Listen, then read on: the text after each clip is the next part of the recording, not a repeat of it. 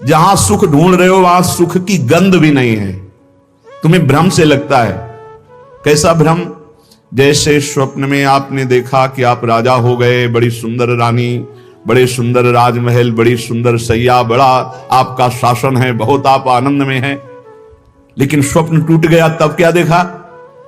जो तुम्हारी जागृत अवस्था में स्थिति थी वही है, स्वप्न में सब झूठा था, एक मन का विलास था। स्वप्न में सुख भी भोगा, दुख भी भोगा, लेकिन सब झूठा था।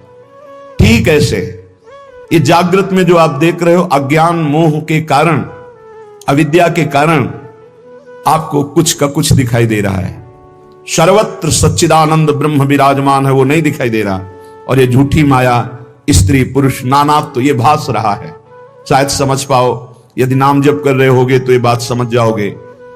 आपका हृदय खुद आपको अनुभव देने लगेगा कि ये झूठा है संसार, सत्य है तो भगवान सत्य है। जड़ चेतन जग जीव जत सकल राम मैं जान। एकमात्र जड़ चैतन्य में वही सच्चिदानंद प्रभु, चिद चिद लक्षणम सर्वम राधा कृष्णमयम जगत। केवल राधा कृष्ण, केवल राम, केवल श्याम, केवल हरि, केवल वासुदेव, केवल शिव, केवल ब्रह्म। जो नाम दो उसी के सब नाम है, वही एक विराजमान है। श्रीपाद कह रहे इतने अंधे हो गए हो कि तुम गिरते हुए को भी नहीं देख पा रहे हो। पता चल रहा है कि अगला पतंगा दीपक की लौ में जलकर मर रहा है, तड़प रहा है, फिर भी दूसरा जो स्वस्थ है वो भी आकर्षित होकर उसमें मरने और जलने के लिए जा रहा है। ठीक यही दशा हमारी है। देख रहे हो विषयों के भोग से कितना स्मृतिहीन, चिंता शोक भय से युक्त हो गया है। देख रहे हो विषयों के भोग की लालसा से जेल गया, नरक गया, अमुक दुख भोग रहा है, फिर भी हम उसी की तरफ जा रहे हैं। देख रहे हैं कि इतने दिन भोगते होने पर भी कोई सुख नहीं, फिर भी उसी की तरफ जा रहे। धिक्कार है बुद्धि को। श्रीपाद कह रहे वाधिर्यम गुरु शास्त्र मित्र वचने स्वाश्चर्य में श्रुति। आश्चर्य है कि गुरु के वाक्य को भी नहीं सुन रहा है, बहरा हो रहा है। वार्धिव्यम, बहरे हो रहे हो। गुरु वाक्यम, शास्त्र वाक्यम, मित्र वाक्यम, श्रुति वाक्यम। न वेद की बात सुन रहे हो, न पुराणों की बात सुन रहे हो, न संतों की बात सुन रहे हो, न गुरु की बात सुन रहे हो, न सच्चे मित्र की बात सुन रहे हो। बस वही मनमानी आचरण करते चले जा रहे हो, भोगों में फंसते चले जा रहे हो। द्वंद्वम मंदमति, फंस जाओगे द्वंद्व में। द्वंद्व कौन से हैं? शत्रु मित्र, मान अपमान, सुख दुख, लाभ हानि, जय पराजय, जन्म मृत्यु। इन द्वंद्वों में फंस जाओगे। ऐ मंदमती, बहरा मत बन। शास्त्र श्रुति सदगुरु की बात मान ले। भोगों में सुख नहीं है। जब धर्म पूर्वक भोगों को भोगा जाता है तो वैराग्य बढ़ता है, और अधर्म पूर्वक भोगों को भोगा जाता है तो वासना बढ़ती, राग बढ़ता है, काम बढ़ता है। नष्ट हो जाओगे। कहीं आज तक किसी को सुख नहीं मिला। जब मिला तो अंतर्मुखता में अपने हृदय में विराजमान सच्चिदानंद भगवान के चिंतन से मिला। इसलिए दुःखैर् घोरतमैर् ध्रुवं परिवृतं यस्यादि मध्यांतिमं योऽन्त्यन्तासु विनश्वरोति निरता यत्रापि वित्सुकराः विणमूत्रादिमलं क्षरत्य विरलं द्वारैर्मुहुर्वीक्षते तादृग्भोग महाय स्पृहं कुविषये मां त्राहि वृंदाटवीं। मेरी बात अब तो सुन लो भाई। श्रीपाद प्रबोधानंद जी कहते हैं वृंदावन आए हो, सत्संग सुन रहे हो, बड़ा सौभाग्य उदय हुआ। अब तो अपने दुर्भाग्य को मिटा दो। दुःखैर् घोरतमैर् ध्रुवं परिवृतं यस्यादि मध्यांतिमम्।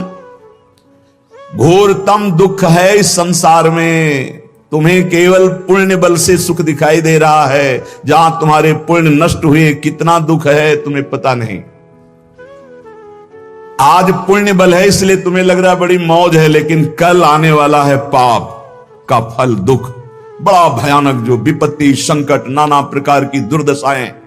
फिर नहीं, बस चलता फिर तो अगर अभ्यास भजन का है तो उस दुख समुद्र को पार कर जाओगे, नहीं डूब जाओगे उसी में डूब जाओगे। इतना दृढ़ अभ्यास कर लो कि भारी से भारी दुख में भी राधा राधा राधा ये कभी नाम न छूटे। तो जैसे आप रस्सी का सहारा पकड़ लिए हो मजबूत, तो आप डूबने नहीं पाओगे, वो आपको पार कर देगी। ये दृढ़ नाम की डोर है, नाम की डोर पकड़ लो, ये भगवान के चरणों में आपको पहुंचा देगी संसार समुद्र से पार करके। नहीं, घोर दुख में है, अभी आपको अनुभव में नहीं आ रहा इसलिए।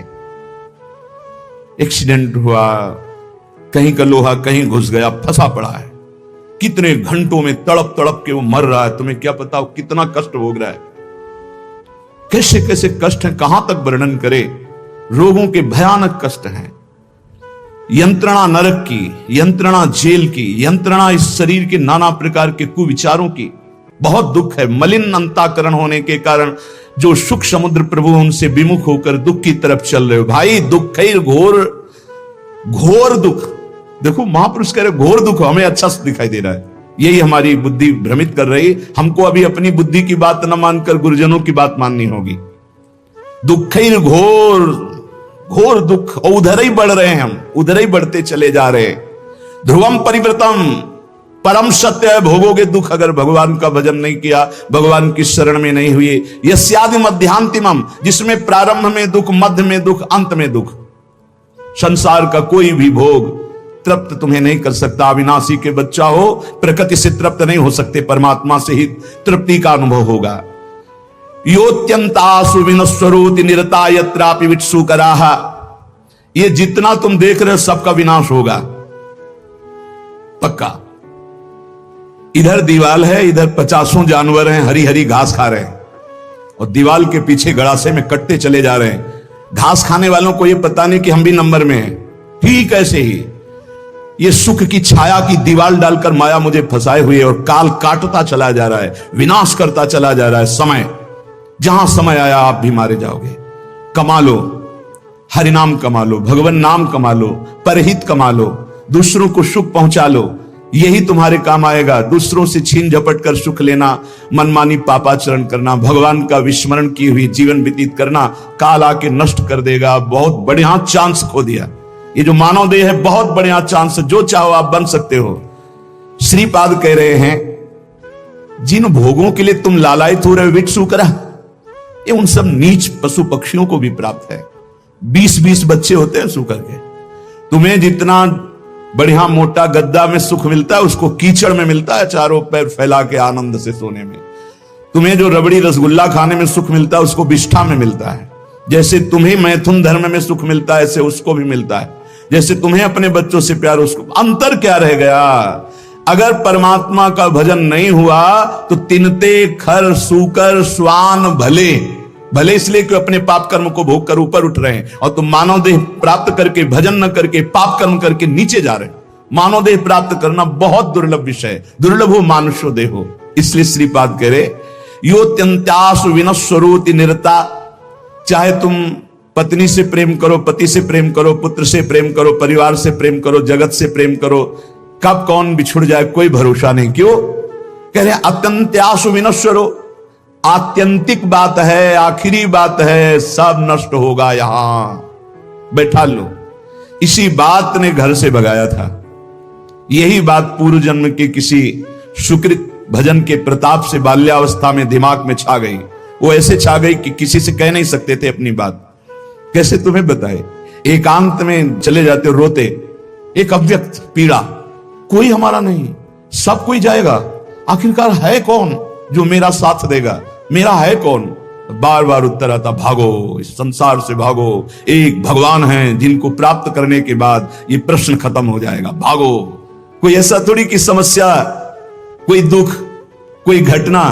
13 वर्ष की अवस्था में क्या समस्या, क्या घटना? उस समय तो माता पिता के द्वारा पोषित स्कूल का सेवन करने वाले विद्यार्थी, उस समय यही योत्यंतासु विनश्वरोति निरता, सब मरेंगे, सब नष्ट होगा, और सब मर गए।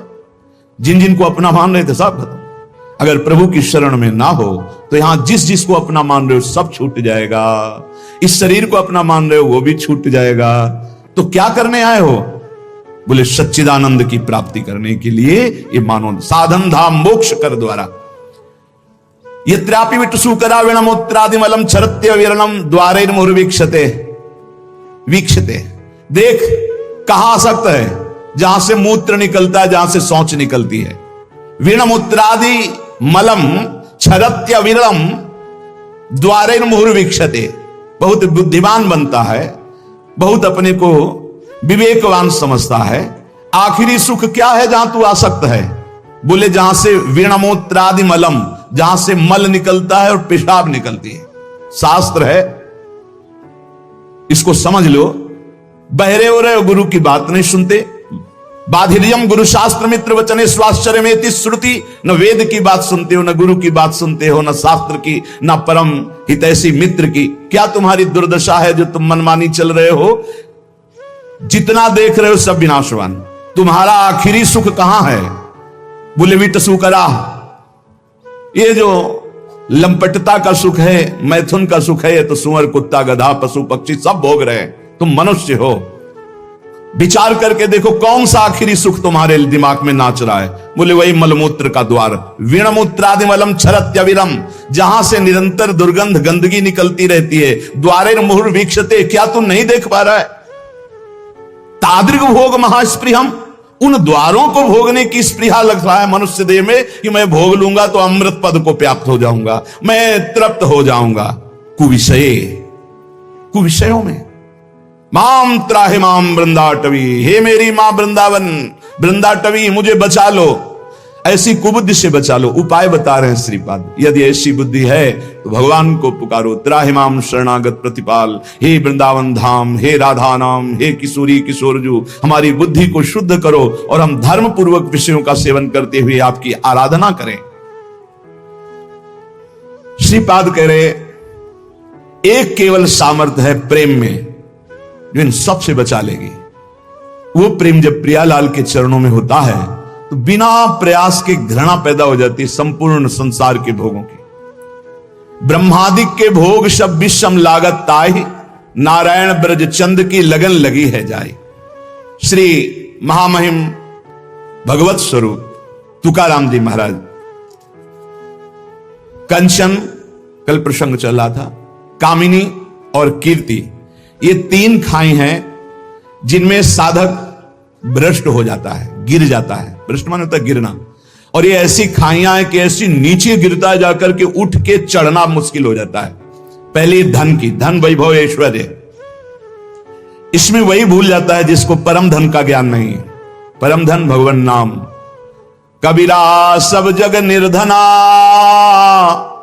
धनवंता नहीं कोई, धनवंता सोई जानिए, जाके राम नाम धन होय। कबीरदास जी महाराज कह रहे सब संसार निर्धन है, धनवंता कोई नहीं दिखाई देता। धनवंता तो वही है जिसके पास भगवान नाम रूपी धन है। नाम रूपी धन एकत्रित किया, वो कंचन में फंस नहीं सकता। कंचन में फंसना और कंचन का बाहरी त्याग होना बहुत अंतर है। अंदर से चित्त वृत्ति महत्व रखती धन पर, बाहर से हम छूते भी नहीं हैं, कोई लाभ नहीं है। बाहर से यहां तक धसा हुआ है रुपए में, लेकिन उसकी अंदर से रति नहीं, वो धन का त्यागी पक्का। अंदर के राग का त्याग हो जाना ही वास्तविक कंचन का त्याग है। देखो चक्रवर्ती सम्राट है महाराज अम्बरीश जी। चक्रवर्ती सम्राट के पास क्या नहीं होता, और उनको परम प्रिय हरि के कहा गया है। और परम प्रिय कौन होता है? परम अकिंचन प्रिय हरि के रे, जो परम अकिंचन होते हैं। हम लोग अकिंचनता का मतलब भावना करेंगे, फटा पुराना कपड़ा पहने, ऐसे लौकी का कमंडल लिए, शायद ऐसा अकिंचन पुरुष होता होगा। अकिंचन कहते हैं प्रभु के सिवा जिसके हृदय में कोई भी महत्व नहीं है। वो चक्रवर्ती सम्राट अम्बरीश जी भी हो सकते हैं, परम अकिंचन। और एक लंगोटी में राग है तो वो भी अकिंचन नहीं कहा जा सकता। और चक्रवर्ती सम्राट है और कहीं राग नहीं, सावई मना कृष्ण पदारविंदयो, ये अम्बरीश जी के लिए आता है, गोपियों के लिए आता है। मुरारी पादार्पित चित्त वृत्ति, एक एक वृत्ति भगवान के चरणों में अर्पित, ये परम अकिंचन। भगवान नाम जापक, भगवत भजन करने वाला ही अकिंचन हो सकता है। धन का राग अंदर है और बाहर से बिल्कुल दिगंबर है, वो त्यागी नहीं माना जाएगा। बाहर से वो गले तक रुपए में धसा हुआ दिखाई दे रहा, अंदर से बिल्कुल राग नहीं, प्रभु से अनुराग है, वो परम त्यागी है। इसीलिए महाराज जनक जी की विदेह अवस्था को बड़े बड़े ज्ञानी जन हो जाते थे संशय में कि राजा हैं, रानी हैं, वैभव है। और श्री सुखदेव जी जैसे महापुरुष के गुरु पद में विराजमान विदेहराज जनक जी, क्या स्थिति! ये स्थिति की बात है। कंचन कामिनी कीर्ति से जो त्यागी महापुरुष है वो बाह्य बात नहीं है, बाह्य नहीं। ये आंतरिक राग के त्याग की बात है। बाह्य त्याग का तो नाटक भी किया जा सकता है, आंतरिक त्याग की बात कह रहे हैं।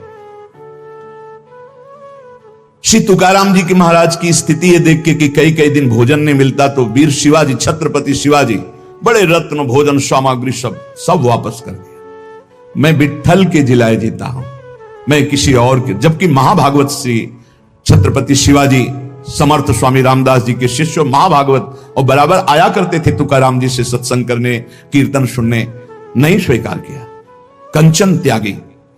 आपने देखा आपकी धर्मपत्नी भी थी, वो प्रायः इसी बात से दुखी थी कि वो कभी वार्ता ही नहीं करते थे, हर समय राम कृष्ण हरि विठल। कल प्रसंग में सुना कि एक सुंदरी स्त्री, नवयुवती, जब देखती कि भंडारा पर्वत की तरफ एकांत में जाते हैं, उनका बहुत सुंदर लावण्य श्री तुकाराम जी का, क्योंकि हर समय प्रभु में उन्मत्त रहते, तो जो भगवान का चिंतन करते उनमें एक आकर्षण पैदा होता है। जैसे समस्त आकर्षणों का केंद्र कृष्ण है, आकर्षित, तो ऐसे ही कृष्ण सुमिरन, राम सुमिरन, हरि सुमिरन, तो भगवान का आकर्षण प्रकट होता है। तो हर जीव जो देखता है उनकी तरफ लुभायमान हो जाता है। बहुत भी पापी हो तो वो राग न करके द्वेष कर बैठेगा, वो निंदा करने लगेगा। निंदा करना भी एक प्रियता का आंतरिक लक्षण है, कि जैसे हम किसी वस्तु को पाना चाहते हैं, नहीं पा रहे तो हम उसकी निंदा करने लगते हैं, पर उसका महत्व है, उसकी प्रियता है, ये आंतरिक चिंतन का विषय है। अगर राग नहीं होगा तो द्वेष हो ही नहीं सकता। जब उस वस्तु पर महत्व होता है, हम प्राप्त नहीं कर पाते तो वो कुछ ऐसे लोग होते हैं जो द्वेष करते हैं, पर उनके अंदर भी निगेटिव प्रियता रहती है। वो एक जो विचारवान हो जान रहे कि ये हमें प्यार करता है, पर प्यार करने का ढंग नहीं आता, इसलिए ऐसे प्यार करता है। वो तुकाराम जी के पास एकांत में गए, भंडारा पर्वत पर, मुस्कुराना, आकर्षण करना, काम चेष्टाओं की वृत्तियां प्रकट करना। तो उनका पराविया नारी रखुमाई समान, हे गेले नेमुन ठाई चेंची, जाई वो तुम आते न करी सायास, आमी विष्णुदास तैसे नहीं। हम ऐसे वैसे नहीं, हम विष्णुदास हैं, हरिदास हैं। ए माई, तू रुक्मिणी माई के समान मेरी पूज है, माता है। विठ्ठल भगवान के वामांग में जो विराजमान रुक्मिणी माई है, रखुमाई समान, रखुमाई रुक्मिणी माता, मेरी दोष दृष्टि कभी तुम्हारे प्रति हे माता कभी नहीं हो सकती, क्योंकि मैं देखता हूं कि साक्षात भगवान की अर्धांगिनी महालक्ष्मी स्वरूपा वही आप हो। रुक्मिणी माई के समान मैं तुम्हें देख, तुम्हारी ये चेष्टाएं मेरे ऊपर कोई प्रभाव नहीं डाल पाएंगी, व्यर्थ में समय नष्ट मत कीजिए। मैं हरिदास हूं, मैं कोई ऐसा वैसा नहीं हूं। तुम्हारा ये पतन करने की चेष्टा मुझे लुभायमान नहीं कर सकती। जाओ, अगर तुम्हें पुरुष ही चाहिए तो संसार में बहुत पुरुष हैं, मैं हरिदास हूं, तो मुझे लुभायमान नहीं कर सकती। तुकाराम जी की बात सुनकर वो शर्माई, सकुचा गई। तो उनका तुम्हारी चरण वंदना करता हूं, आप निर्भय और निश्चिंत होकर जाओ। हम कभी तुम्हारी निंदा भी नहीं करेंगे, कभी किसी से कहेंगे ही नहीं, पर हम हरिदास हैं, हम तुम्हारी लुभावनी वृत्तियों पर आने वाले नहीं। कंचन विजयी, कामिनी विजयी। वो बहुत लज्जित हो गई। आपको कोई गर्व नहीं है कि मैं ऐसा नहीं, मैं हरिदास हूं, इसलिए मेरे में हरि कृपा है, तो मुझे हरि बचा रहे हैं। जिनके हृदय में निरंतर भगवान का नाम नहीं चलता, ध्यान से सुनना, उन्हीं को ये काम क्रोध लोभादि वृत्तियां फंसा लेती है, उन्हीं को फंसा। और जहां नाम चल रहा है वहां फंसने की गुंजाइश नहीं रहती। तुकाराम जी महाराज कहते हैं, मनुष्य मात्र की जब इन दो बातों पर विजय प्राप्त करने की सामर्थ्य आ जाती है भजन से, कंचन और कामिनी, तब एक इच्छा प्रकट होती है, कीर्ति हो जाए, लोग हमें जाने। श्री तुकाराम जी महाराज, जब तक परमार्थ में चलने वाले के अंदर यह बात बनी रहेगी कि मेरी प्रतिष्ठा हो, मेरा मान हो, मुझे कोई जाने, तब तक अभी बहुत दूर नगरी, भगवदानंद की प्राप्ति बहुत दूर है। उपासक को अपने मार्ग पुष्ट करने के लिए यह विचार देखना चाहिए कि कहीं ये विचार तो नहीं आ गया है अपने अंदर। जैसे एक नशा में फंसा हुआ, दुराचार में फंसा हुआ, धन के लोभ में फंसा हुआ नष्ट हो जाता है, ऐसे मान में फंसा हुआ नष्ट हो जाता है, ठीक वैसे ही नष्ट हो जाता है। इसलिए उपासक को चाहिए कि नारियल के फल के समान स्वभाव बनावे और नारियल के वृक्ष के समान अपनी चाल रखे, सीधी। सूधो चले आपने धर्म, रसिकन सो प्रीतम का है, कबहू काल वृथा नहीं जाए। सूधो चले आपने धर्म, बिल्कुल अपना जो मार्ग है उसी पे, और रसिकन सो प्रीतम का है। अपना प्यार कहां हो, अपना प्रीतम कौन हो? रसिक महापुरुष हो। कबहू काल वृथा नहीं जाए, एक सेकंड भी नाम न छूटने पावे। और नारियल फल जैसा ऊपर देखो जूट, अंदर बहुत कठोर खप्पर, और उसके अंदर बहुत कोमल। ऐसा स्वभाव साधक का होना चाहिए। ऊपर से देखकर लगे कि बहुत झाकर है, रजना बिल्कुल फंस जाओगे तो बहुत ऐसा लगे कड़ुआ स्वभाव है, लेकिन अंदर बहुत हृदय शीतल। ये रखना पड़ेगा। अगर ये नहीं रखते हो ना तो फिर आप धोखा खा जाओगे। महापुरुष कह रहे हैं ऊपर से नारियल वाला स्वभाव, जूठ देखो कितना कठोर जूठ, उसके ऊपर कठोर कवर, फिर अंदर मलाई जैसा एकदम, अंदर हृदय बहुत कोमल, लेकिन बाहरी स्वभाव रुक्ष। रुक्ष का मतलब किसी को गाली देना नहीं, बाहरी दिखाई दे सरस नहीं है, ऐसा दिखाई देना। महापुरुषों को देखो, रस के समुद्र हैं, आप प्रणाम करो, नमस्कार, मौज आवे तो भले, नहीं तो देखेंगे नहीं, बोलेंगे नहीं, श्री हरिवंश बोलेंगे नहीं, प्रणाम मतलब ही नहीं, ग्रीवा झुकी अपने आप चले जा रहे हैं। जिसको प्रणाम कर रहे हो तुम्हें फल दे रहा है, वो अव्यक्त परमात्मा सर्वत्र व्याप्त है, उसी की दंडवत है वो प्रणाम नमस्कार से। सत्य और असत्य इसका जिसको ज्ञान है वो कभी अपनी मान प्रतिष्ठा शरीर की स्वीकार ही नहीं करता है। निसंग जो बना रहता है और जिसमें किसी तरह का संकोच ना हो, कभी कभी संकोच में साधक मारा जाता है, अपनी बात कहना चाहता है पर बहुत हृदय कोमल है। ये हमारी प्रार्थना है कि ऐसे साधक, ऐसे संतों से बहुत संभल कर व्यवहार करना चाहिए, जिनका बड़ा संकोचित स्वभाव, उससे हमारी हानि हो जाती है। वो कहना चाहते हैं पर संकोच के कारण कह नहीं पाते। यदि किसी से खबर दे दे, किसी से सूचना मिल जाए, हमको ठीक वैसे चल देना चाहिए। ये नहीं कि डायरेक्ट वो हमसे बात करे, क्योंकि हमने देखा है महापुरुषों का बड़ा संकोचित स्वभाव होता है। मैं सीधे कहूं इससे दुख ना पहुंच जाए, या आप बोल देना ना, समझो आप वो कितना संकोच में है कि वो आपसे सीधे ना बोलकर किसी से कहला रहे हैं। महापुरुषों की जरा सा संकेत पर वैसे ही खड़े हो जाना चाहिए, वैसे ही चलना चाहिए। ये नहीं सोचना चाहिए उन्होंने तो नहीं कहा डायरेक्ट हमें, नहीं, बहुत संकोची स्वभाव होता है। जब संतों की सेवा करे तो फिर पता चलता है कितना संकोची। और एक स्वभाव और होता है, बहुत ही निरपेक्ष उदासीन। अगर संकोच वाली बात नहीं माने तो फिर जो उनका स्वरूप आएगा वो आप सह नहीं पाएंगे। दोनों हमने देखे, 1 2 3, यहां तक तो संकोच चलेगा, इसके बाद जो अपने स्वरूप में आए तो आप सह नहीं पाओगे। इसलिए पहला संकेत समझ लेना चाहिए।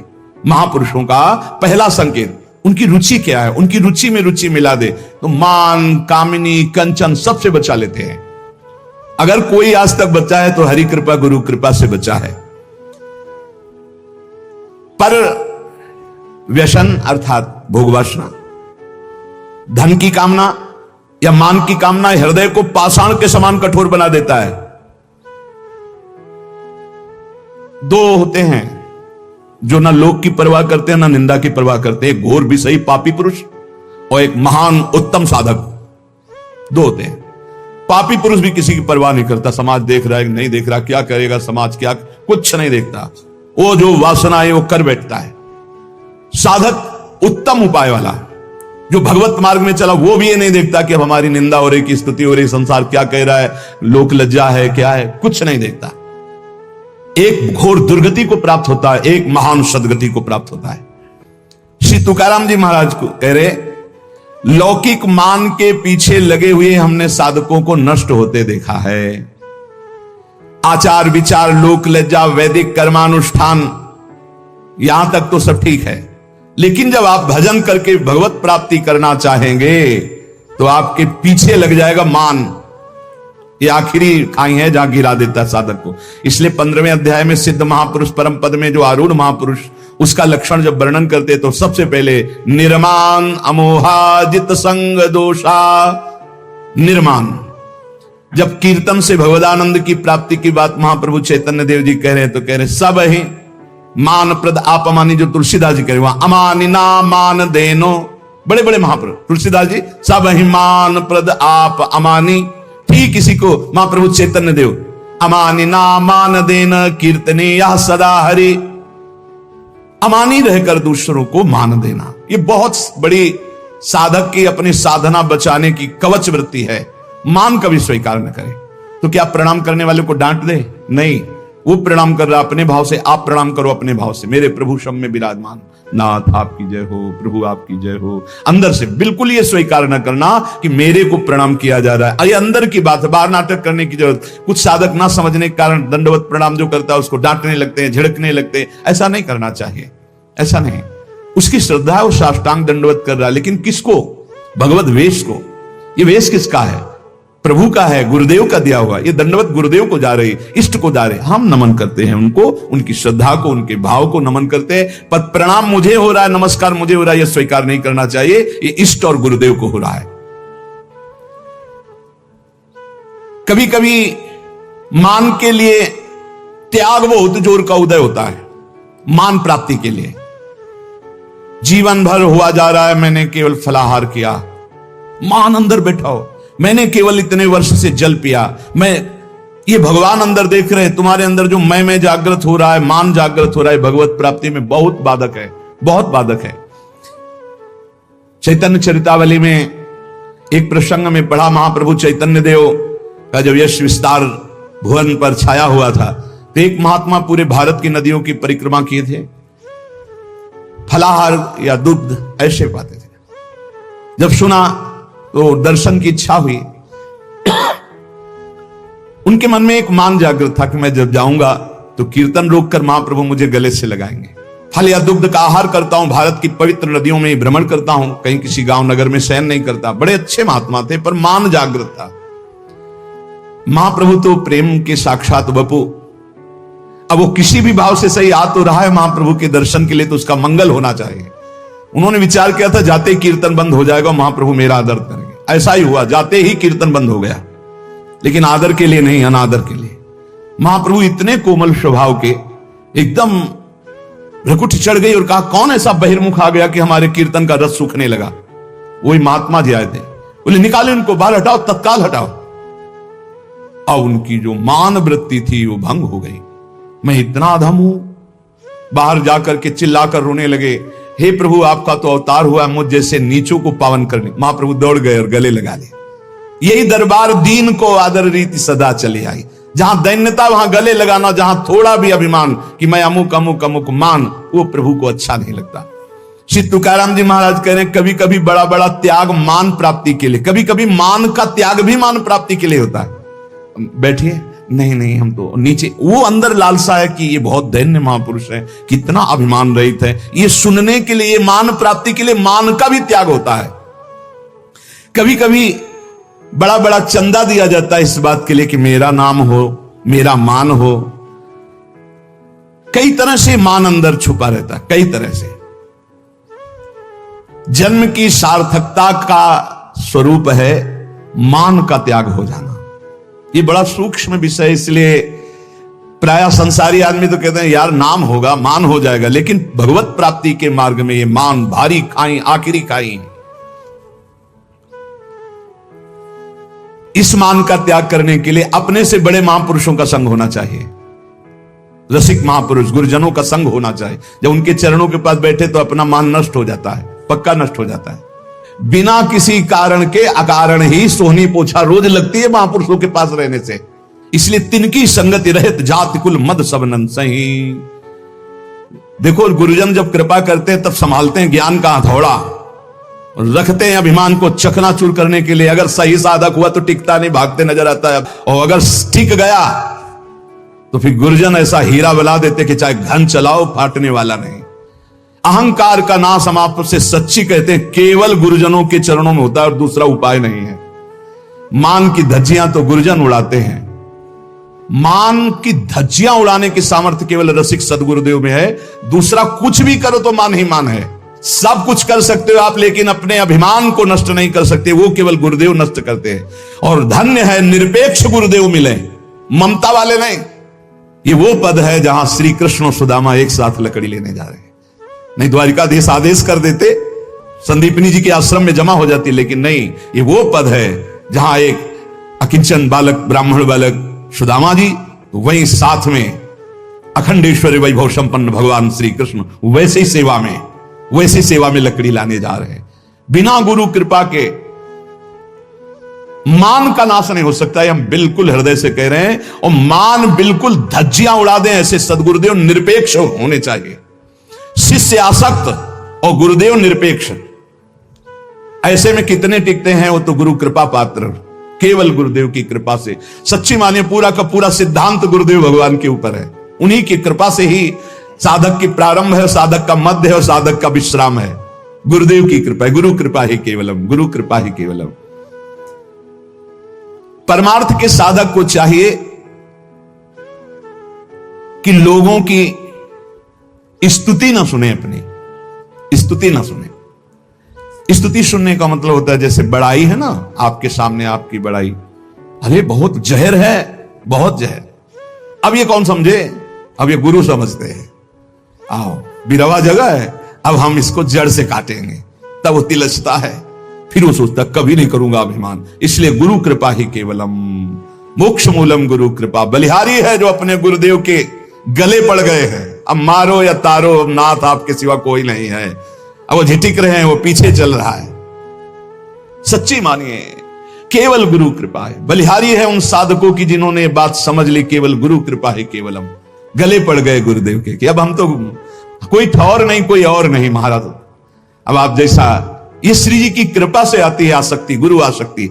बहुत मुश्किल है गुरुदेव भगवान में आसक्ति होना, अगर हो गई तो भगवान की प्राप्ति हो गई। श्री तुकाराम जी कह रहे हैं साधक को चाहिए कि लोगों की स्तुति के फेर में ना फंस जाए।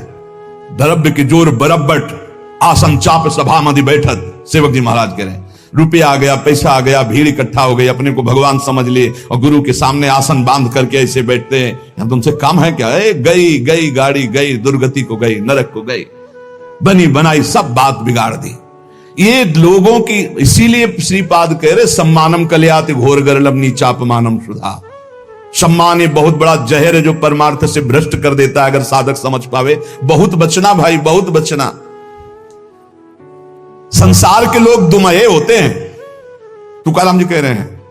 अब सुनो कैसे होते हैं ये। दो मुहे होते हैं, दो मुंह वाले होते हैं। दो मुंह मतलब एक जबान में दो बात। कैसे? सत्संग कीजिए, कंठी तिलक लगाइए, नाम जप के बड़े भगत बनते हैं, उपवास करते हैं, तिलक न लगाइए, कंठी नहीं, बड़ा भागा है, कोई भगवान से मतलब नहीं। कैसे चले बताता हूं। बड़ा विचित्र संसार कह रहे दुमहा है। अगर वो संसार के किसी भी से कोई मतलब न रखकर एकांतिक सेवन करते हुए अपना सोचे कि जीवन में उद्धार कर लूं तो चैन नहीं, अगर संसार में रत होकर के तो भी चैन। संसार क्या बोलेगा? तुकाराम जी कह रहे ये दुमहा है, ये बालेगल है। वो तो जो लिख रहे कि अगर लड़का नहीं हुआ तो उसको कैसे कैसे शब्द सुनने पड़ते, अगर दो चार बाल गोपाल हो गए तो कैसे कैसे शब्द सुनने पड़ते। तुकाराम जी जैसे मृदंग दोनों तरफ से बजता, ऐसे संसारी दोनों तरफ से दुमही बात करते हैं। इसलिए हमारी प्रार्थना है कि साधक संसार की बात न सुने। अगर हरि मार्ग में, भजन मार्ग में आगे बढ़ना है तो इनकी बातें ना सुनो। ये 2 मिनट भगवान कहेंगे, तुम्हें अवतार कहेंगे, तुम्हें सरकार कहेंगे, और 2 मिनट बाद सरकार के ऐसी जगह खड़े कर देंगे जहां से तुम भगवान का मार्ग पुनः कभी नहीं प्राप्त कर सकते। बहुत भ्रम पैदा हो जाएगा। ऐसे पुरुषों का संग न करो जो सांसारिक परिवार के मोह और राग में आसक्त होकर भोगों को सुख मान रहे हैं। ऐसे लोगों का संग नहीं करना चाहिए, नहीं बहुत बड़ी हानि हो जाती है। ये हमने देखा है, विचरण के समय हमने इस बात को देखा है। कई ऐसे साधक बहुत सावधान, मतलब परिवार आसक्त मोही पुरुषों का संग साधक के लिए जहर है। जिस संसार के राग को छोड़ करके तुम भगवान के मार्ग में आगे बढ़ना चाहते हो, चाहे गृहस्थ हो चाहे विरक्त हो, बहुत संभल करके सत्संग करो, बहुत संभल करके संग करो। यह ध्यान रखना है कि एक धागा भी यहां से नहीं जाएगा तुम्हारे साथ, कुछ भी साथ नहीं जाएगा। तुकाराम जी कह रहे हैं धन, परिवार, नाना प्रकार की भोग सामग्री, मान, प्रतिष्ठा, इससे जब मन हटता है तब वो सच्चा आनंद प्राप्त होता है। 2-4 माला जपे बोले अभी आनंद नहीं प्राप्त हो रहा। धन की आकांक्षा, कामिनी की आकांक्षा, मान की आकांक्षा, इनका जब नाश हो जाता है भजन बल से, तब भगवदानंद की स्फूर्ति होती है। पर ये कुतर्की जन फिर भी उसका पिंड नहीं छोड़ते। कंचन कामिनी कीर्ति पर विजय प्राप्त किए हुए महापुरुष को भी कुतर्की जन उस समय भी उसका पिंड नहीं छोड़ते।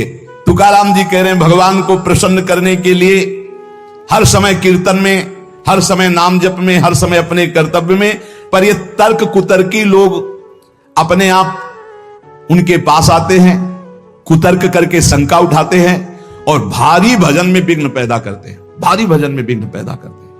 कुतर्की लोग तर्क वितर्क करके कोणांच्या आधारे करो मीम विचार कोण देइल धीर माध्या जीवा।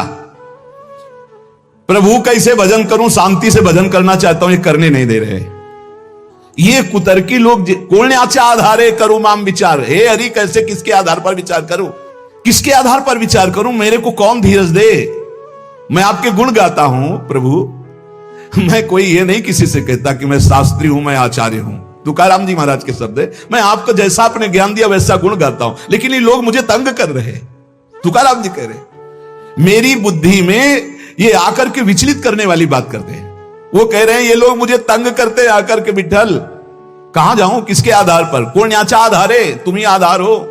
कलयुगीम बहु कुशल हे जन छलितील गुण तुझे गाता, मजहा संदेह झाला दोही सवा भजन करूं देवा किंवा नको।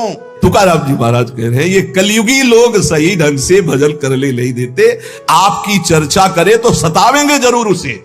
नारायण अब इन लोगों से हटाओ।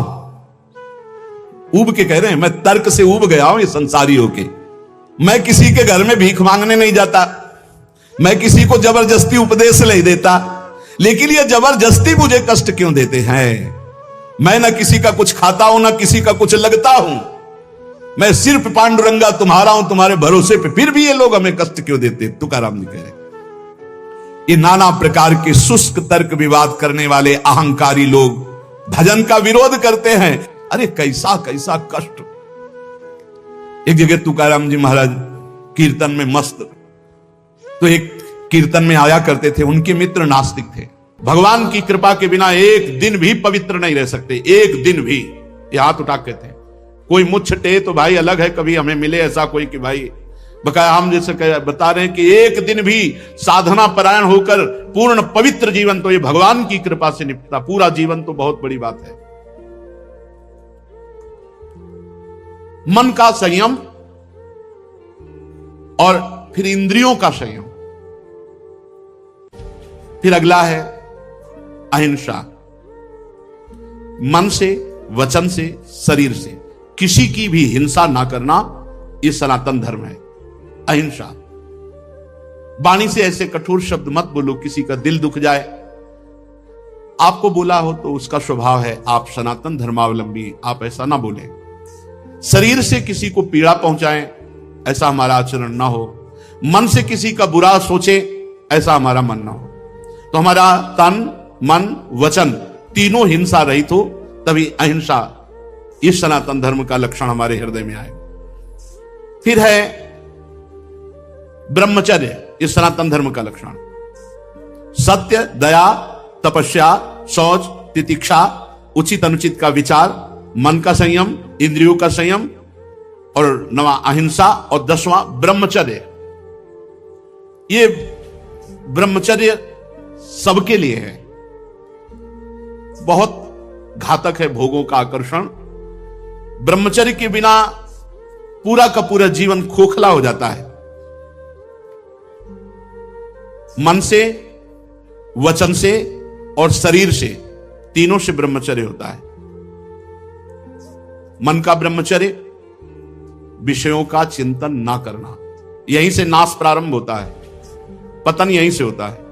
ध्यायतो विषयान पुंसान संगास्ते सूपजायते, संगात संजायते कामः, कामः क्रोधो विजायते, क्रोधात् भवति सम्मोहा, सम्मोहात् स्मृति विभ्रमा, स्मृति भ्रंशात् बुद्धिनाशो, बुद्धिनाशात् प्रणश्यति। सबसे पहला पतन जो होता है वो विषयों का चिंतन होता है। ध्यायतो विषयान पुंसान, जब हम भोगों का चिंतन करते हैं तो हमें भोगों की आसक्ति प्रकट होती, फिर संग करने का मन होता है। संगास्ते सूपजायते, जब हम विषयों का चिंतन करते हैं तो विषयों का संग करने का, विषय भोगने की इच्छा प्रकट होती। जहां विषय भोगने की इच्छा प्रकट हुई काम राज्य हृदय में छा गया। संगात संजायते कामा, और कामना जब बढ़ी तो सब मूढ़ता छा जाती है, स्मृति नष्ट हो जाती है। हम कौन है, हमारा क्या कर्तव्य है, हम क्या कर रहे हैं। सच्ची मानिए बहुत निकृष्ट काम। वचन से हमें कभी भोगों की बातें नहीं करनी, और शरीर से हमें कभी भोग क्रिया नहीं करनी। अधर्मयुक्त क्रिया का त्याग, धर्मयुक्त क्रिया की स्वीकृति, ये गृहस्थ धर्म और संपूर्णतया विरक्त धर्म। जो ब्रह्मचर्य रहता है उसे शरीर बल, मनोबल, बुद्धि बल, वचन बल, ये सब जागृत हो जाते हैं। वचन बल जो बोला वही लागू हो गया, जबरदस्ती आपको मानना पड़ेगा। और मनोबल जो संकल्प किया अंदर, वही बाहर क्रिया प्रारंभ हो गई, वही दिखाई देने लगा। देह बल, रात दिन मेहनत करो फिर भी थकान नहीं। आप कुछ समय तक व्यवहार करके देखिए ब्रह्मचर्य का, फिर आपको खुद पता चलेगा कि कितना आनंद प्रदान करता है ब्रह्मचर्य। ब्रह्मचारी को विषय भोग जहर है ऐसा मानना चाहिए। जैसे कितनी भी सुंदर खीर हो और कोई हमारे कान में आकर विश्वसनीय कह दे कि इसमें जहर पड़ा है, तो हम बिल्कुल नहीं खाएंगे। हमारे शास्त्र कह रहे हैं, महर्षि जन कह रहे हैं कि ये विषय भोग जहर है, महान विषय है, ये पूरे जीवन को नष्ट कर देता है। तो ये जब ज्ञान हो तो उसका फल है विरति। जब हमें ज्ञान हो गया तो उससे हमें वैराग्य होना चाहिए, पर नहीं, ये ज्ञान तो है कि भोगों में सुख नहीं है, भोग दुख रूप है, भोग जहर के समान है। कैसा ज्ञान है? वाचिक ज्ञान, उपदेश देने के लिए। लेकिन जब भोग सामने आते हैं तब ये ज्ञान काम नहीं करता। यदि उपासक भोगों से भयभीत हो जाए तो बच जाए, बहादुरी नहीं, भागना पड़ेगा इसमें। एक बार पूज्यपाद सिउड़िया बाबा जी ने स्वप्न देखा। स्वप्न में भी कितने सावधान हैं। भिक्षाम देहि, एक घर में आवाज लगाई, नारायण नारायण। तो एक माई निकली, सुंदर अप्सरा, हीरे जवाहरात से, रत्नों से भरी हुई थाल। आवाज एक घर में लगाई और सैकड़ों घरों से निकल आई, और सब एक से एक सुंदर, और चारों तरफ से घेर लिया, और मुस्कुराना, हाव भाव प्रकट करना। बाबा भागे, और बहुत जोर के भागे, और कई किलोमीटर तक भागते रहे। फिर पीछे मुड़ के जब देखा कि कोई नहीं दिखाई दे रहा, तब खड़े होकर सांस ली। जब सांस ले रहे थे तो आंख खुल गई। तो नारायण नारायण नारायण। अच्छा हुआ कि स्वप्न में भी भागे। भागने से ही बचोगे, यहां जीतने की चक्कर में मत पड़ना, बहुत धोखा है। ये मन बहुत धोखेबाज है। यदि कोई विषय से ऐसा भय रखे जैसे सांप, बिच्छू या सिंह, कोई सांप आके गले लगना चाहे तो आप क्या करोगे? भागोगे ना। और बाघ देख लो, सिंह देख लो, भागोगे ना। ऐसे ही विषय भोग की इच्छा वाले कोई शरीर तुम्हारे नजदीक आ रहा है और तुम्हें भय नहीं लग रहा है, इसका मतलब है मरना चाहते हो, भ्रष्ट होना चाहते हो, नष्ट होना चाहते हो। सिंह आ रहा तुम्हें भागना नहीं सुनाई दिया, सांप दौड़ रहा तुम्हारी तरफ भागना नहीं सुनाई दिया। ऐसे ही भोग तुम्हारी तरफ आ रहा, तुम भागे नहीं, मरना चाहते हो, मरोगे तुम। कोआ मदांधो मदना तुरो, भगवान शंकराचार्य जी से पूछा, को अंधों में बड़ा अंधा कौन है? बोले जिसको काम सता जाए, जो काम से युक्त हो गया, काम से व्याकुल हो गया, वो सबसे बड़ा अंधा है, वो कुछ नहीं समझ पाएगा। आप बड़े मजे से भोग को देखते हैं और भोगते हैं, और फिर विचार करें ब्रह्मचर्य असंभव। जैसे जलेबी है, एक बार चख लिया तो जलेबी नाम लेते ही वो कुरकुराहट वो मुंह में आ जाएगा, नहीं आ जाएगा? इसे कहते हैं तृष्णा। भोग भोगा, अब वो तृष्णा जहर की तरह तुम्हारे हृदय में बस गई। अब वो भगवान निकाले तो निकाले, नहीं तो पूरा जीवन भर मार देगी। भोगों का जहर तृष्णा, तृष्णा। अनंत जन्मों से हम भोगते चले आ रहे हैं, इसलिए हमारी परवशता हो गई है, परवशता, इंद्रिय और भोगों में विवशता, हम हार चुके हैं। लेकिन मोक्ष का रास्ता जितेंद्रियता से जुड़ता है, परवशता से नहीं। इसलिए आपको इंद्रियों के भोगों से जीतना पड़ेगा, लड़ना पड़ेगा। भटकते रहने से ये जन्म भी चला जाएगा, जैसे और जन्म चले गए। बहुत बार ये सब भोगा है, देवराज इंद्र भी बने होंगे कभी ना कभी, बहुत बार सब। लेकिन भगवान के प्रेमी भक्त कभी नहीं बने जिंदगी में, पक्की बात। इस बार अवसर मिला है भगवान से प्रेम करने का। कोल्ले जी अल्लाह जी के चरित्र में नहीं आता कि बचपन से बैरागी, और एक राजा की उपवन वाटिका में वो शयन कर रहे थे, वहीं वो सब राजकुमार और सब वैभव सब देख करके उनके मन में ऐसी लालसा आ गई कि यार ये सुख तो बहुत बढ़िया है। तो भगवत प्राप्ति रुक गई और उनका अगला जन्म हुआ और राजकुमार से मित्रता हुई और सारे भोग उनको मिले। अगर कोई वासना लेकर इस मार्ग में, तो फिर पहले वासना पूर्ति होती है। ये मन मकड़ी के जाले की तरह वासना बुनता रहता है, छोड़ दो इसे, बस ये अपना काम करता है और हमको फंसाता है। जाल ये बुनता है और फंसाता हमको है। इसीलिए उपासक मन के जाल को बनने ही न दे। राधा राधा राधा राधा, वो कहेगा नहीं सुनो ऐसे से ऐसा, राधा राधा, वो आपको फंसा नहीं पाएगा। ये तमोगुणी राक्षसी आहार विहार करके आप सच्चिदानंद भगवान को नहीं मान जाओ। जहां प्याज लहसुन जैसे ये तमोगुण होने के कारण बहुत पवित्र वस्तु की तरह प्रकट होते हैं, कोई अपवित्र वस्तु थोड़ी। आप देखो, जहां आलू प्रकट होती है, शकरकंद प्रकट होती है, ठीक उसी खेत में वैसे ही ये प्याज लहसुन प्रकट होते हैं। ये कोई ऐसा थोड़ी कि हत्या वाला दोष या किसी तरह गलत तरह से बनाया गया पदार्थ हो। ये तो प्राकृतिक है, पर इसका गुण घोर तमोगुण है। बस तमोगुण के कारण इसका त्याग किया गया है। इसीलिए संत महात्मा जन इसका त्याग करते, तमोगुणी आहार इसको नहीं पाते। फिर जहां और राक्षसी प्रवृत्ति के आहार विहार है, तो फिर वो ये मन मकड़ी की तरह जाला बुनता और हमको फंसाता है। ये छह हमको हर समय फंसाए रखते हैं, काम क्रोध लोभ मोह मद मत्सर। यदि ब्रह्मचर्य रहना है तो हमें बहुत संभालना है तीन को। वाणी से हमको कभी भी ब्रह्मचर्यहीनता वाली बातें नहीं करनी। बहुत, ये बिल्कुल अनुभव की बात कह रहे हैं, अगर आपको जम जाए तो निकल जाओगे।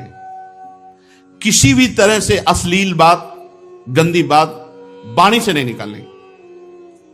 मौन हो जाओ, मत बोलो। बहुत चीजें ऐसी होती हैं जो अनुभव करके बोली जाती है। वाणी से आप रोज किसी से कहो झूठी ऐसे, मैं आपके बिना नहीं जी सकता, मैं आपके बिना नहीं जी सकता। एक दिन आपके मन में आ जाएगा मैं आपके बिना नहीं जी सकता। एक दिन आप स्वीकृति स्वयं में कर लेंगे कि मैं आपके बिना नहीं जी सकता। वाणी से बोलते रहो, तुम देख लेना, एक दिन किसी एक से बोलते रहो मैं आपके बिना नहीं जी सकता। फिर दूसरे दिन बोलना मैं आपके, कुछ दिन में मन से आ जाएगा मैं आपके बिना नहीं जी सकता। फिर स्वयं में आ जाएगा मैं आपके बिना नहीं जी सकता। जब हम वाणी से गंदी बातें करते हैं तो तुरंत मन उसका चिंतन करता है और वो उल्लसित हो जाता है। इसलिए वाणी से पहला ब्रह्मचर्य। हमें रसना कटो जो अन्न रटो।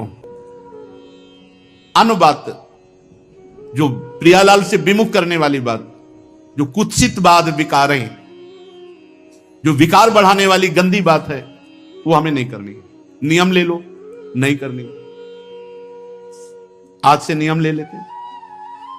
जितने लोग कथा सुन रहे हैं, कोई इसमें पैसा लगने की बात नहीं।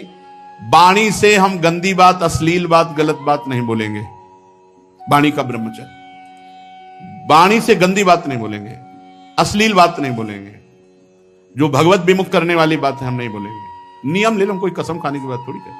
नियम ले लो, जहां ऐसी बात आवे हम मौन हो जाओ। दूसरी बात, श्रवणेंद्री से हम कभी अश्लील बात नहीं सुनेंगे, गंदी बात नहीं सुनेंगे। बहुत प्रभाव पड़ता है, बहुत प्रभाव पड़ता है। श्रवणेंद्री से जो हम सुनते हैं उसका तत्काल मन पकड़ करके मनन करता है और वो उसी तरफ चल पड़ता है जिस तरफ की बात हम सुनते हैं। और नेत्रेंद्रिय से जो हम देखते हैं वो बहुत तुरंत प्रभाव पड़ता है। देखो, नेत्रेंद्रिय से ऐसी कोई ग्रंथ मत पढ़ो, कापी, ऐसी पुस्तिका जो ब्रह्मचर्यहीनता वाली है। ऐसे कोई दृश्य मोबाइल से मत देखो जो ब्रह्मचर्यहीनता वाले हैं।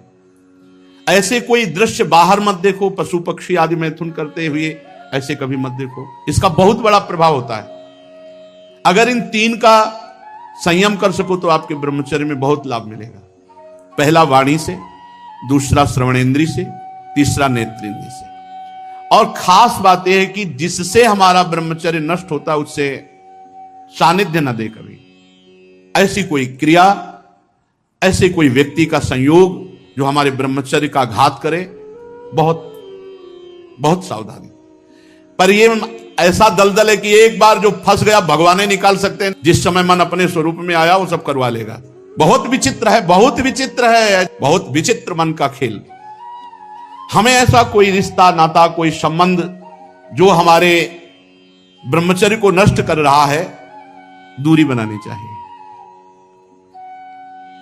और भोजन का ब्रह्मचर्य पर बहुत बड़ा प्रभाव है। यदि आप अधिक मिर्च वाली, घर में ही बना के करें, अधिक मिर्च वाली, अधिक तेल घी वाली ये पदार्थ पाएंगे तो ब्रह्मचर्य स्वाभाविक नष्ट हो जाएगा बिना किसी क्रिया के। ब्रह्मचारी को एक बीमार की तरह भोजन पाना चाहिए। जैसे मूंग की दाल है, घिया की सब्जी, रोटी, बस, क्योंकि उसे पावर की जरूरत नहीं है, उसे अधिक पावर की जरूरत नहीं है।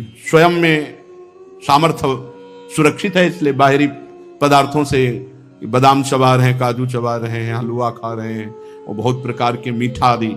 मीठा तो ब्रह्मचर्य में थोड़ा बस ले ले, इसके बाद अधिक मीठा भी वो जहर का काम करेगा, स्वाभाविक ब्रह्मचर्य को नष्ट कर देगा। जो भोजन कब्जियत बनाती है, अगर ऐसा भोजन पाया जाएगा तो ब्रह्मचर्य अपने आप स्वप्न दोष के रूप में नष्ट हो जाएगा। सात्विक भोजन, पेट साफ, बहुत आवश्यक है। हल्का भोजन, कम मात्रा में, पेट उधर, तो बहुत सुंदर आपके भजन की वृत्ति बढ़ेगी। आपका ब्रह्मचर्य बहुत लंबे समय तक आबाद चलेगा। बाजार की वस्तु तो ब्रह्मचारी होकर बाजार की वस्तु तो मुझे समझ में नहीं आता। बाजार की वस्तु तो नहीं खानी चाहिए, बनी हुई, बाजार की वस्तुएं बनी हुई। एक ही चीज को आप गौर से पा करके किसी एक चीज को बाजार की, फिर देखो आपके अंदर स्फुरणा क्या होती है, पहले कैसे हो रही थी, फिर कैसे हो रही। और आप पवित्र भोग लगा के श्री जी को पवा के पाके फिर देखो कैसी स्फुरणा हो रही भजन की।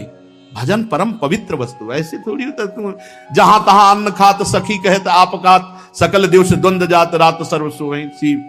सेवक जी महाराज, जहां तहां अन्न खात, बाजार का भोजन हो, बोले ब्रह्मचारी जी हैं, नहीं हो पाएगा भाई, ब्रह्मचर्य नहीं हो पाएगा। हाँ, नाम लिख सकते हो, टाइटल तो बन सकता है, लेकिन सही माने में आपका ब्रह्मचर्य, जब तक आपका आहार शुद्ध, अगर अपने धर्म को सुरक्षित रखना चाहते हो तो बाजार का भोजन। और छोटे छोटे बच्चों में बहुत सी गलतियां ऐसी आ चुकी हैं जो उनके जीवन को नष्ट कर रही हैं। हमें ऐसे कई बच्चे मिले हैं, तो माता पिता को चाहिए कि छोटे बच्चों से भी मित्रता का व्यवहार करें, उनको इतना फ्री करें कि वो आपसे अपनी बात बता सकें और आप उनको सही दिशा दे सकें। नहीं, जैसे 13-14 वर्ष के बच्चे हैं और ये गंदी क्रिया कर रहे हैं, इनका जीवन बहुत बुरी तरह नष्ट हो जाएगा। ये गृहस्थी लायक नहीं रहेंगे। विरक्ति तो बहुत बड़ी बात रह गई, ये गृहस्थी लायक नहीं रहेंगे, संतान उत्पन्न करने लायक नहीं रहेंगे। इसलिए माता पिता को चाहिए कि अपने बच्चों से फ्रेंड की तरह, दोस्त की तरह बात करें, उनको इतना उत्साह दें कि उनके अंदर जो गलती है वो पकड़ लें और प्यार से समझा दें। अगर हम बार बार बच्चों को समझाएंगे, नए नए बच्चे अभी गलत मार्ग में जो जा रहे हैं वो सुधर जाएंगे। हमारे सनातन धर्म का लक्षण है ब्रह्मचर्य। फिर है त्याग, दूसरों को सुख देने की वृत्ति का नाम त्याग है। अपने सुख को दूसरों में बांटना, ज्ञान सुख, हमारे पास संपत्ति सुख, जो भी सुख है सबको भाव से, धर्म के अनुसार सुख देने की भावना ही वास्तविक त्याग है। शास्त्रों का नित्य स्वाध्याय करना यह सनातन धर्म का लक्षण है। स्वाध्याय, रामचरितमानस है, गीता जी है, श्रीमद् भागवत है, गीता पुरुष से बहुत सी बड़े बड़े महापुरुषों की छोटी छोटी ग्रंथ हैं, जैसे पूज्य राधा बाबा के भाई जी, पूज्य जयदयाल जी, पूज्य स्वामी राम सुखदास जी महाराज, इन महापुरुषों की छोटी छोटी पुस्तिकाएं हैं, उनको ले लेना चाहिए। एक एक पेज रोज पढ़ना चाहिए। रोज अपने घर में चाहे 10 मिनट ही कहो, श्रीमद् भागवत या रामायण, इन गाथाओं को गाओ, जिससे तुम्हारा घर पवित्र हो, तुम्हारे परिवार के जनों के कान में पड़े तो मंगल हो। ये सनातन धर्म है। फिर सरलता, बहुत सरल स्वभाव होता है सनातन धर्म का अवलंबी का। ये मुख में कुछ और, हृदय में कुछ और, आचरण में कुछ और, ये छल कपट नहीं। सरल स्वभाव न मन कुटिलाई, सनातन धर्म भगवत स्वरूप है। फिर संतोष, जिसमें भगवान प्रसन्न हो, हमें बिल्कुल वैसे ही राजी रहना है। हमें इंद्रिय और मन के अनुसार ऐसे आचरण नहीं करने जो भगवान के विमुख हो। जैसे भगवान हमें रख रहे, हम उसमें संतुष्ट हैं, जैसी परिस्थिति में रख रहे। और सच्ची संतुष्टता भगवान के विधान में रत होकर के भगवत आचरण करने से होगी, भगवत विमुख नहीं। जिसमें भगवान राजी वही हमारे श्री कृष्ण अनुकूलेन प्रतिकूल से विसर्जनम, संतोष आ जाएगा, हृदय शीतल हो जाएगा।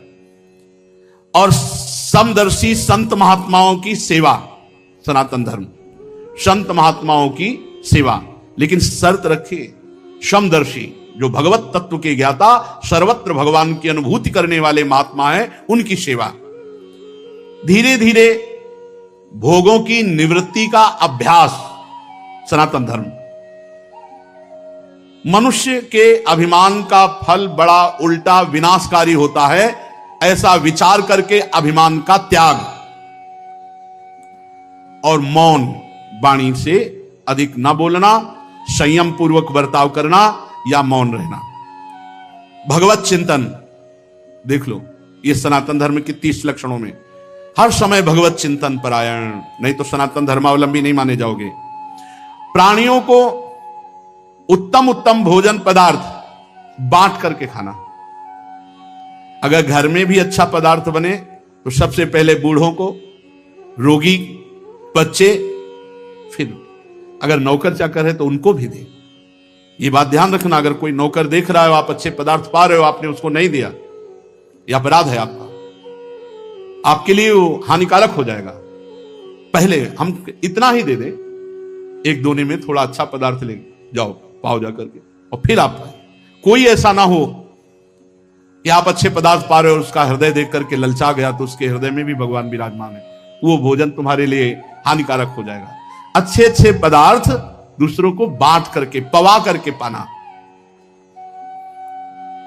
सब जीवों में, खास करके मनुष्यों में, अपने इष्ट देव का भाव रखना और भगवान के नाम, गुण, लीला का श्रवण, कीर्तन, स्मरण, भगवान की सेवा, पूजा, नमस्कार, भगवान के प्रति दास्य, सख्य, आत्मसमर्पण, ये 30 सनातन धर्म के लक्षण हैं।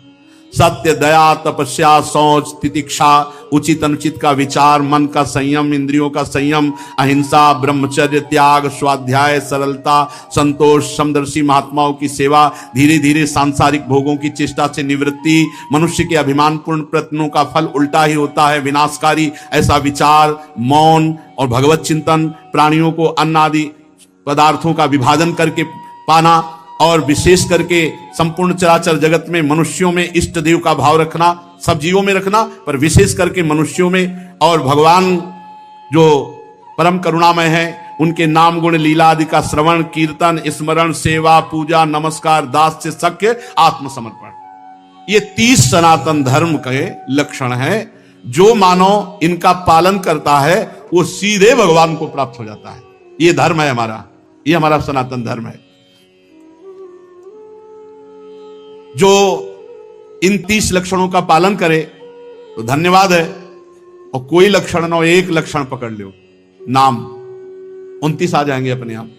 ये जन्मना, मरना, ये मान अपमान, सुख दुख भोगते हुए बहुत जन्म हो गए, अब नहीं खेलना इस खेल को। लेकिन वाणी से कहने से नहीं रुकेगा, ये हृदय से चाह हो जाए कि अब इस खेल को नहीं खेलना। चलते हैं श्रीमद् भागवत महापुराण। प्रसंग आपने श्रवण किया, भगवान नरसिंह देव का प्रादुर्भाव, हिरण्यकश्यप का उद्धार, प्रहलाद जी की पावन स्तुति, भगवान की विशेष कृपा प्रहलाद जी पर, फिर भगवान महादेव जी के द्वारा जो मायासुर ने 3 पुरों की रचना की और विश्व का संहार करने में लग गए दैत्य लोग, भगवान पिनाक पाणी ने बाण संधान किया तो अरबों असंख्यों एक बाण से बाण प्रकट होते हुए त्रिपुर में वास करने वाले समस्त दैत्यों का विनाश कर दिया। पर मायासुर ने उन सब दैत्यों को उसी पुर में एक अमृत कुंड था, उसमें डाल डालकर सबको जीवित कर दिया। फिर वो विमान पर आरूढ़ होकर के विश्व का संहार करने लगे। तो भगवान श्री हरि बने गाय और ब्रह्मा जी बने बछड़ा और चुपके से जाकर के पूरा अमृत कुंड का अमृत पी गए। फिर महादेव जी से कहा आप संधान करो। पिनाक पाणी महादेव जी ने पुनः संधान किया, बाण 3 पुरों को भस्म कर दिया। इसलिए भगवान शंकर का नाम त्रिपुरारी पड़ा। श्री देवर्षि नारद जी राजसूय यज्ञ में महाराज युधिष्ठिर को यह कथा सुना रहे हैं। गंगा जी के पावन तट पर श्री सुखदेव जी महाराज परीक्षित जी को सुना रहे हैं।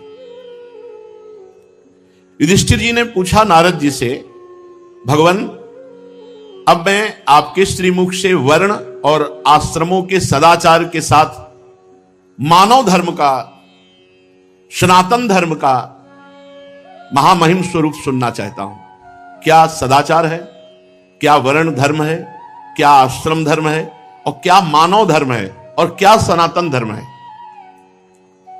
क्योंकि धर्म से ही मनुष्य को ज्ञान होता है, अधर्मी को अज्ञान घेरता है, धर्मात्मा को ही ज्ञान होता है और ज्ञानी पुरुष ही संसार के भोगों का त्याग करके भगवत मार्ग का अनुसरण करके भगवान का साक्षात्कार करता है। हे देवर्षि नारद जी, आप स्वयं प्रजापति ब्रह्मा जी के पुत्र हैं। आपकी तपस्या, योग एवं समाधि ये इतनी सर्वश्रेष्ठ है कि आपकी समानता कोई नहीं कर सकता। आप समान भाव वाले, नारायण परायण, दयालु, सदाचारी, शांत और भगवत धर्म के गुप्त से गुप्त रहस्य को जानने वाले हैं। इसलिए आप जैसा वर्णन करेंगे दूसरे की सामर्थ्य नहीं है। आप कृपा करके हमारे प्रश्न का उत्तर दीजिए। वर्ण धर्म क्या है, आश्रम धर्म क्या है, मानव धर्म क्या है और सनातन धर्म क्या है? नारद जी ने कहा, युधिष्ठिर, अजन्मा भगवान समस्त धर्मों के मूल कारण है। जितने भी धर्म हैं सबके मूल कारण परमेश्वर ही हैं, भगवान ही हैं। चाहे जिस नाम से पुकारा जाए सबके मूल कारण भगवान है। वही प्रभु चराचर जगत के कल्याण के लिए धर्म रूप से अवतरित हुए। जो सनातन धर्म है वो वेद स्वरूप है। जो वेद है वो भगवान है। इसलिए भगवान श्री हरि ही सनातन धर्म है। जो भगवान श्री हरि के तत्व को जानने वाला महात्मा है वो सनातन धर्म है। जो स्मृतियां हैं वो सनातन धर्म है। धर्म पूर्वक जब कर्म किया जाता है तो कभी आत्मग्लानि नहीं होती, सदैव आनंद प्राप्त होता है। और जब धर्म से विमुख आचरण किया जाता है तो आत्मग्लानि होती है।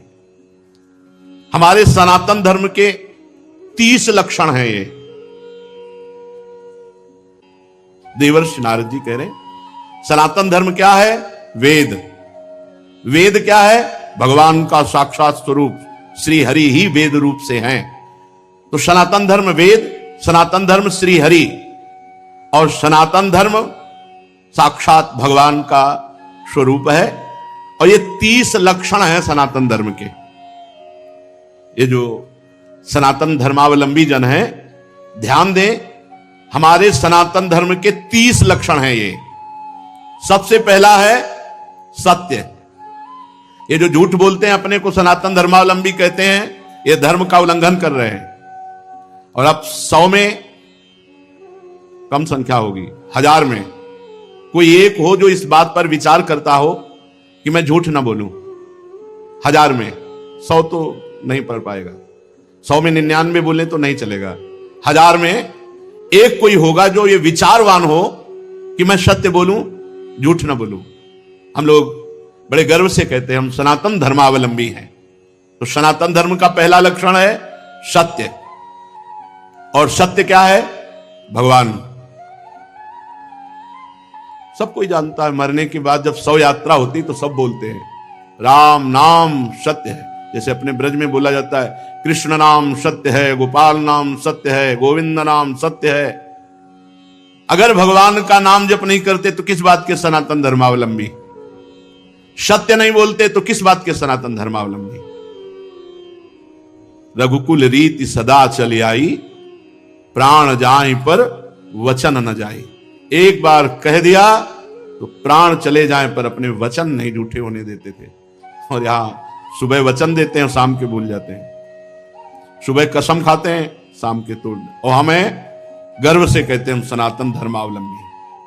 हमारे सनातन धर्म के 30 लक्षण हैं। अगर ये लक्षण नहीं है तो आप कैसे कह सकते हो? पहला ही लक्षण है सत्य। सत्य है भगवान नारायण हरि राम कृष्ण। सत्य नारायण सच्चिदानंद रूपाय विश्वोत्पत्त्यादि हेतवे तापत्रय विनाशाय श्री कृष्णाय वयम नमः। जब भगवान कंस कारागार में प्रकट हो रहे हैं तो समस्त देवता करके जब स्तुति करते हैं तो पहला ही श्लोक है सत्यव्रतम त्रिसत्यम। त्रिकाल में जो सत्य है वो भगवान सत्य। नाम जप नहीं करते, सत्य नहीं बोलते, सत्य मार्ग पर नहीं चलते, किस बात के सनातन धर्मावलंबी? सत्य को समझो। दूसरा दया। ये हमारे सनातन धर्म के 30 लक्षण हैं। दया, सब पर दया। दया करने की सामर्थ्य उसी के हृदय में आएगी जो दया का उल्टा क्या है? याद। जिसे याद है कि मैं कौन हूं, मेरा कर्तव्य क्या है, मैं सनातन धर्मावलंबी हूं, मेरा कर्तव्य है सब पर दया करना और सदैव भगवान की याद में रहना और सत्य बोलना, सत्य आचरण करना। दो ये हुए। तीसरा है तपस्या। सनातन धर्म का लक्षण तपस्या किसे कहते हैं? जो अपने धर्म में चलने पर कष्ट प्राप्त होता है उसे आनंद पूर्वक सहा जाए, उसे तपस्या कहते हैं। जो भी अपने धर्म पर चलने पे कष्ट मिले, काम आदि जलाते हैं, क्रोध आदि जलाते हैं, बहुत प्रकार के ताप हैं। जैसे अब प्रातःकालीन बेला पर उठ करके स्नान करके अपनी दिनचर्या पे आना बड़ा कठिन है। 8 बजे तक खूब सोना, तो कहां वो 8 बजे तक सोना और कहां 2 बजे रात्रि के जग करके अपनी दिनचर्या करना। तो अपने धर्म के पालन में जो हमें कष्ट मिलता है उसे तपस्या कहते हैं। हमारे सनातन धर्म का तीसरा लक्षण है तप, तपस्या। चौथा है शौच। शौच माने पवित्रता, शरीर की बाहरी पवित्रता और हृदय की आंतरिक पवित्रता। ये सनातन धर्म है। खड़े खड़े लघु शंका करते हैं, पूरे कपड़े में छिट्टी पड़ती है, अपवित्र। शौचालय की सीट पर बैठकर लघु शंका करते हैं, उठे चल दिए, अपवित्र। शौच हुए, वैसे हाथ धो लिया, चल दिए। नहीं, बाहरी और भीतरी दोनों पवित्रता होनी चाहिए। लघु शंका ऐसे स्थान पर करो जहां लौट कर तुम्हारे ऊपर छिट्टी ना पड़े। हाथ धोइए, पैर धोइए, आचमन कीजिए। शौच उतने ही कपड़ा पहनकर होइए जितने प्रक्षालन धो सको। और साबुन मात्र से पवित्रता नहीं मानी जाती। साबुन से एक बार हाथ धो लो तो एक बार रज से जरूर हाथ धो। थोड़ी रज ले लो। मान लो आजकल बड़ी आधुनिकता है कि नालियां जाम हो जाएंगी, तो थोड़ी रज ले लो। और रज का स्पर्श ही पवित्र करता है। जल, मिट्टी, रज आदि से बाहरी पवित्रता। और छल कपट, गंदी बातें सोचना, गंदी बातों के संकल्प बनाना, ये सब अंदर की अपवित्रता है। इसका त्याग कर दे। छल कपट, गंदी बातों का चिंतन, गंदी बातों का संकल्प त्याग करने से आंतरिक पवित्रता होती है। और बाह्य और आंतरिक दोनों पवित्रता पूर्ण रूप से सुरक्षित रहेगी यदि धर्म का पहला लक्षण सत्य। सत्य है हरि, सत्य है हरि नाम। यदि नाम चल रहा है तो भीतर और बाहर दोनों से पवित्र रहोगे। सवाय अभ्यंतर शुचि, वाय अभ्यंतर शुचि। जो नाम जापक है उस अंदर और बाहर दोनों से पवित्र रहता है। जब तक पवित्र नहीं रहोगे तब तक आप उच्च कोटि के विचार वाले नहीं बनोगे। पक्की बात समझना। जितना आप पवित्र रहोगे उतना ही आपको दैवी संपदा के विचार आएंगे, उतने ही दिव्य महापुरुष आपसे मिलने आएंगे अव्यक्त रूप से। अब आप समझो, ये बात हम कह रहे हैं, इसमें कितने परसेंट लोग बच रहे हैं? पवित्रता बहुत जरूरी है, पवित्रता। ये जो आज के लोग हैं ना, बोले मन पवित्र होना चाहिए। सर ये बाहरी सब क्या है, तो दिखावा है। तो मन कैसे पवित्र होगा? बाहरी तो तुम्हारा मन अपवित्र हुआ है, भोगों में, शरीर में, संसार में। तो यहीं से पवित्रता शुरू होगी, तब तुम्हारा मन पवित्र होगा। बाहर से पवित्र होते होते अंदर पवित्र हो जाओगे। बाहर अपवित्र है तो। हमारा सनातन धर्म का लक्षण चौथा है पवित्रता। पहला सत्य, फिर दया, फिर तपस्या, फिर पवित्रता। 30 लक्षण है। ये सनातन धर्म है, इसको समझो। पवित्रता बड़ा कठिन है, पवित्र रहना। आप देखो, बड़ा कठिन है पवित्र रहना। पवित्रता अत्यंत अनिवार्य है सब साधक के ध्यान। पवित्रता, अगर पवित्रता नहीं तो आपका विचार उत्तम नहीं हो सकते। आप महापुरुषों का जो चिंतन शैली है वहां नहीं पहुंच सकते। कल एक आए थे भगत जी एकांतिक में, उन्होंने कहा आपने सत्संग में और एकांतिक में कहा कि मन की पीएचडी की है, तो हम भी मन की पीएचडी कर रहे हैं, तो हम आपसे बात करना चाहते हैं। हमारा मन, आपका मन, क्योंकि आपने भी पीएचडी की, हमने भी की।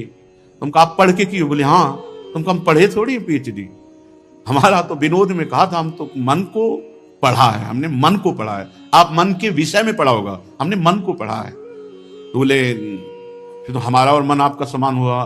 तुम कहा तुम्हारे मन को देखने की हमारी रुचि नहीं है, और हमारे मन में पहुंचने की तुम्हारी सामर्थ्य नहीं। तुम्हारे मन को देखने की हमारी रुचि नहीं है, क्योंकि मन की रुचि जान इन्हें विधि अनुसार है, और तुम्हारा मन हमारे मन तक पहुंच जाए इतनी सामर्थ्य नहीं। आ जाएगी, मानो देह है, हरिवंश शरणागत हो, किसी सहचरी की कृपा हो जाए तो भले, नहीं ऐसे अनुमान से थोड़ी जान सकते हो। तितिक्षा पांचवा है सहनशीलता। तितिक्षा ये सनातन धर्म है। देखो महाराज शिवी ने कबूतर की रक्षा के लिए अपने देह के मांस को काट के, तितिक्षा दूसरों के हित के लिए, दूसरों के मंगल के लिए भीषण से भीषण कष्ट सह जाना, भारी से भारी कष्ट धर्म के लिए सह जाना। श्री गुरु गोविंद सिंह के दोनों लाडले राजकुमार प्राण प्रिय दीवाल में चुनाए जा रहे हैं, लेकिन धर्म के आगे ना उनके हृदय में शोक है, ना उनके हृदय में मोह है। धर्म के लिए बलिदान, तितिक्षा, हर कष्ट को सहकर अपने धर्म का पालन करना, धर्म का त्याग नहीं करना। धर्म भगवान का साक्षात स्वरूप है। अगर आप धर्म के लिए कष्ट सहेंगे तो फिर कष्ट रह ही नहीं जाएंगे, अद्भुत आनंद आएगा। तितिक्षा, हर कदम धर्मात्मा पुरुष के सामने कष्ट रूपी कांटे बिछाए जाते हैं, और जब उन पर वो चलता है तो हर कांटा उसके लिए फूल के समान हो जाता है। पर इतनी हिम्मत होनी चाहिए, ये धर्म रूपी मार्ग में चलने पर ये शूल फूल बन जाएंगे, पर पहले शूल। इसीलिए धर्म पर चलना बड़ा कठिन होता है। तितिक्षा, सहनशीलता, हर परिस्थिति में सहनशीलता, और उचित अनुचित का विचार छठवां है ये विवेक। सनातन धर्म का छठा लक्षण विवेक, सत असत का विचार, उचित अनुचित का विचार। उचित क्या है, अनुचित क्या है, सत क्या है, असत क्या है, इसका विचार ये विवेक से होता है। ये विवेक कहां मिलता है? बुद्धि तो सबके हो सकती है, पर विवेक नहीं। विवेक सत्संगियों को मिलता है। बिन सत्संग विवेक न होई, बिना सत्संग के विवेक हो ही नहीं सकता, और सत्संग बिना भगवान की कृपा के नहीं मिलता।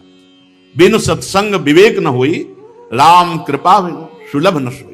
राम कृपा बिनु सुलभ न सोई। उचित अनुचित का विचार। सातवां, मन का अधीन करना। यह है सनातन धर्म, मन का अधीन करना, संयम में लेना। जो मन चाहे वो थोड़ी नहीं, जो धर्म कह रहा है उसके अनुसार मन को चलाना, ये मन का संयम करना बड़ा कठिन है। मन का संयम करना, बातें बना लेना, अधिक बात, बड़े बड़े ज्ञान की बातें आके जब करते हैं, फिर जब मन के संयम की बात करते हैं, ईमानदारी से वृंदावन